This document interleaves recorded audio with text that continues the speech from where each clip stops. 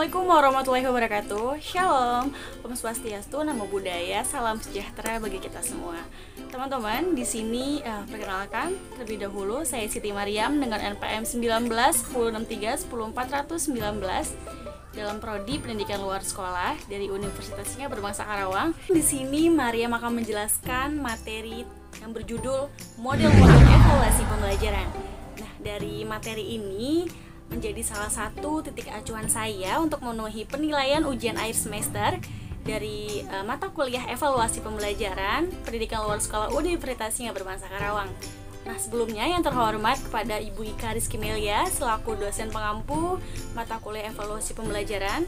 Di sini saya akan menjelaskan terkait apa sih model-model evaluasi pembelajaran itu, dan pastinya teman-teman ada yang sudah mengetahuinya atau sudah memahaminya, dan ada yang belum ya teman-teman, dan makanya belum menjenjang ke semester 4, 5 atau seterusnya gitu ya teman-teman.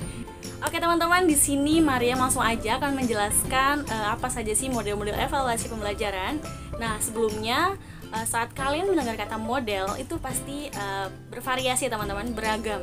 Ada yang bentuk A, B, C, dan seterusnya teman-teman. Dan begitupun juga warna, ada warna biru, hijau, dan seterusnya. Jadi model ini memang dia mencangkup suatu gambaran tapi yang mempunyai bentuk atau suatu makna yang berbeda-beda ya teman-teman. Jadi di sini langsung aja mari akan menjelaskan apa sih model-model evaluasi pembelajaran dan apa saja model-modelnya itu. Nah, di sini mohon teman-teman untuk simak videonya teman-teman. Terima kasih. Oke teman-teman, langsung aja di sini kita mulai materinya. Yang pertama, di sini ada model evaluasi pembelajaran, yaitu ada model Taylor, di mana model Taylor ini adalah suatu pengembangan atau pengembangan kurikulum yang memang dia bersifat rasional, dan sifatnya ini menunjukkan bagaimana sih dia merancang suatu tujuan atau misi gitu dalam suatu pembelajaran. Di dalam model Taylor juga ada beberapa poin. Yang pertama itu ada model black box, kemudian ada menekankan adanya tes pre-test dan tes akhir atau pas test. Dan di sini juga ada beberapa langkah juga teman-teman yang memang dia berkaitan dengan adanya model Taylor. Di langkah pertamanya ini kita menentukan tujuan pembelajaran yang akan dievaluasi. Kemudian yang kedua itu menentukan situasi di mana peserta didik memperoleh kesempatan. Dasar pemikirannya juga dalam evaluasi model Taylor ini, yang pertama evaluasi ditujukan pada tingkah laku anak didik. Kemudian evaluasi pada tingkah laku ini awal didik sebelum melaksanakan kegiatan pembelajaran dan sudah melakukan pembelajaran. Dan seorang evaluator juga harus dapat menentukan perubahan tingkah laku baik peserta didik yang mengikuti pengalaman belajar tertentu, dan menegaskan bahwa perubahan pembelajaran ini disebabkan oleh adanya pembelajaran pastinya teman-teman. Selanjutnya, yang kedua ada model berorientasikan tujuan atau goal oriented evaluation. Di sini evaluasi ini dimaknai sebagai proses pengukuran atau mengetahui sejauh mana sih tujuan pembelajaran itu tercapai. Jadi ini suatu pengukuran lah ya, pengukuran yang dimana titik pencapaian kita tuh sampai mana gitu teman-teman, untuk pemahamannya, untuk keterampilannya, untuk yang emang ilmunya sudah kita dapat tuh udah mencapai sampai mana gitu teman-teman. Kemudian hasil yang diinginkan itu bisa ditentukan melalui pengukuran yang sudah terumuskan sebelumnya. Jadi dia sudah dirumuskan sebelumnya dan itu diterapkan gitu teman-teman. Kemudian menghubungkan secara logis dari 3 rangkaian, yaitu kegiatan, kemudian hasil, dan prosedur pengukuran hasil. Kemudian di poin yang ketiga itu ada model evaluasi sistem. Di sini evaluasi sistem dia itu merupakan titik tolak dari pandangan bahwa keberhasilan dari suatu sistem pendidikan dipengaruhi oleh beragam faktor, dari karakteristik anak didik maupun lingkungan di sekitarnya. Nah, tujuan dari sistem ini juga dia sebagai peralatan yang dipakai serta prosedur dari mekanisme pelaksanaan sistem itu sendiri. Kemudian model ini juga menekankan pentingnya sistem sebagai suatu keseluruhan yang dijadikan sebagai objek evaluasi tanpa membatasi pada aspek hasil yang dicapai. Kemudian Dari model-model evaluasi ini ada beberapa poin juga nih teman-teman. Yang pertama ada model kesenjangan. Model kesenjangan di sini model ini berangkat dari asumsi bahwa untuk mengetahui kelayakan suatu program, evaluator dapat membandingkan antara apa yang seharusnya dan diharapkan terjadi atau standar dengan apa yang sebenarnya terjadi atau performance, sehingga dapat diketahui ada tidaknya kesenjangan atau discrepancy antara keduanya, yaitu standar yang ditetapkan dengan kinerja yang sesungguhnya. Kemudian sifatnya ini adalah komprehensif karena objek evaluasi ini tidak hanya pada hasil semata. Kemudian dari hasil tersebut bisa dilihat dan diukur secara nyata apakah ada tingkat kesenjangan di antara keduanya, sehingga bisa dinyatakan apakah suatu program pembelajaran itu bisa diteruskan, bisa dihentikan, atau diteruskan dengan melakukan perbaikan sehingga ada peningkatan kerja.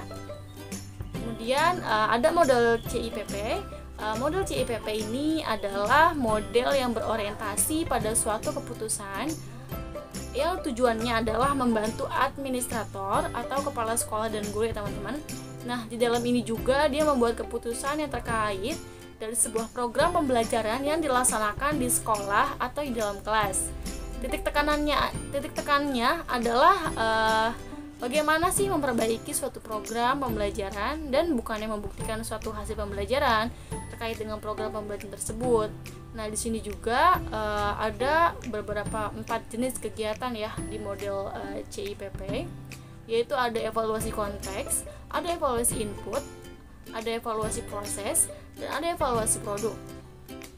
Ini bisa teman-teman baca dari keempat poin ini. Kemudian ada model stake. Model stake ini memiliki 2 kelengkapan utama yang tercangkup dalam data matrik, yaitu matrik deskripsi atau description dan metrik pertimbangan atau judgment.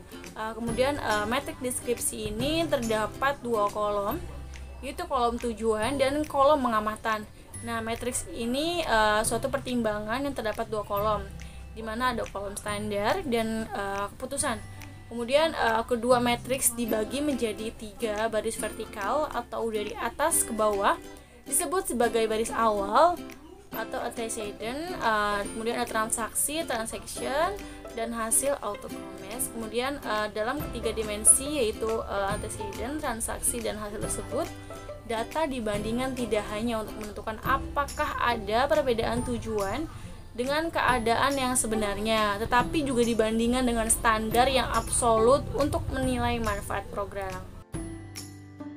Nah, teman-teman, di sini akan saya kasih suatu contoh dari model stack itu seperti apa. Ini gambarannya teman-teman, bisa dilihat, bisa dipahami teman-teman.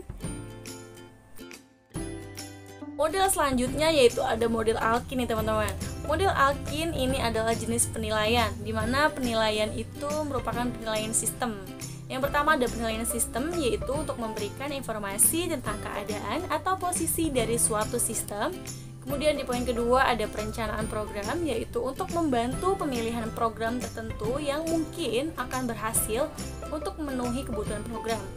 Kemudian di poin ketiga ada implementasi program, yaitu untuk menyiapkan informasi apakah suatu program sudah diperkenalkan kepada kelompok tertentu gitu, yang tepat sebagaimana yang direncanakan atau tidak gitu teman-teman.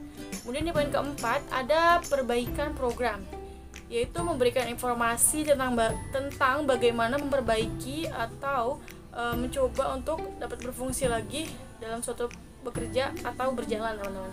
Kemudian di poin kelima ada sertifikasi program, yaitu memberikan informasi pembelajaran dari suatu program.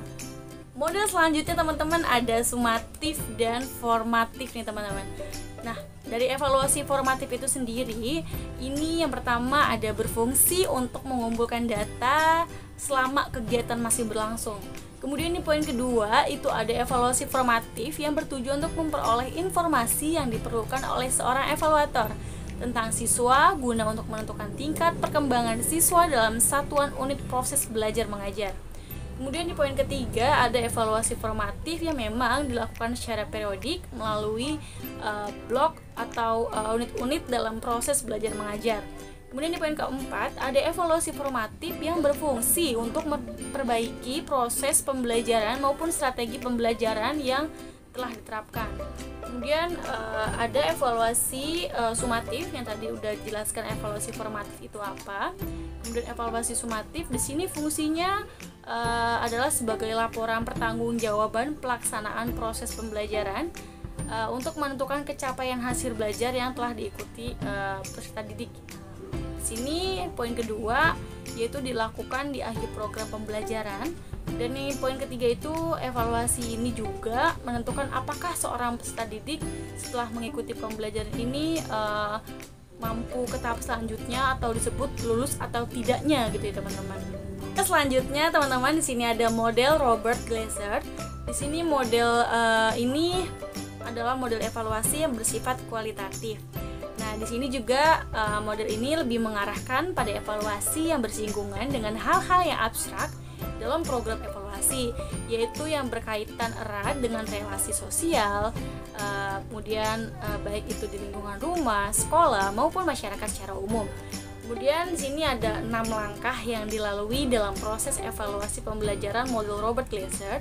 Di sini yang pertama ada mengidentifikasi hasil belajar, kemudian di poin kedua ada mendiagnosis kemampuan awal, yang ketiga untuk menyiapkan alternatif pengajaran, yang keempat itu mengadakan pengawasan terhadap penampilan siswa, kemudian di poin kelima yaitu menilai ulang alternatif pengajaran, kemudian di poin keenam yaitu menilai dan mengembangkan pengajaran.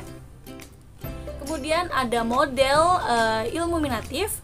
Di sini dari iluminatif ini dia bersifat kualitatif ya teman-teman, sama tadi seperti kayak Robert. Kemudian dalam pandangan model ini juga sistem pendidikan dinilai tidak ditinjau sebagai suatu yang terpisah, melainkan dalam hubungan dengan suatu lingkungan belajar dalam konteks sekolah sebagai lingkungan material dan psikososial yang guru dan murid itu saling bekerja sama teman-teman.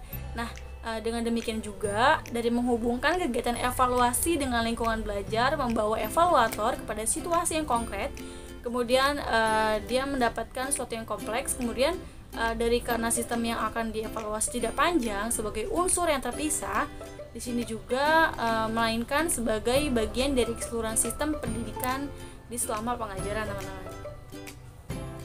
Selanjutnya ada model responsif teman-teman. Di sini model responsif yaitu dia lebih menekankan pada pendekatan kualitatif naturalistik ya teman-teman. Jadi evaluasi ini tidak dimaknai sebagai suatu yang memang bisa diukur secara pasif teman-teman. Jadi dinilai dengan menggunakan makna atau gambaran dari sebuah realitas dan menggunakan perspektif yang berbeda teman-teman. Berbedanya itu juga dari orang-orang yang memang terlibat dari minatnya, terus kepentingannya, dan dari proses pembelajarannya teman-teman. Dan di instrumen yang digunakannya juga pada umumnya ini dia lebih mengandalkan observasi langsung maupun tidak langsung dengan interpretasi data yang impresionistik. Dari langkah-langkah kegiatan ini juga evaluasi meliputi observasi, merekam hasil wawancara, pengumpulan data, terus pengetahuan awal dari peserta itu sendiri teman-teman. Oke teman-teman, segitu aja dulu materi terkait model-model evaluasi pembelajaran yang saya dapat jelaskan. Kurang lebihnya mohon maaf, semoga bermanfaat dan bisa menjadikan wadah ilmu buat kalian ke depannya, dan semoga bisa dipahami teman-teman. Saya Siti Maria undur diri, kurang lebihnya mohon maaf. Wassalamualaikum warahmatullahi wabarakatuh.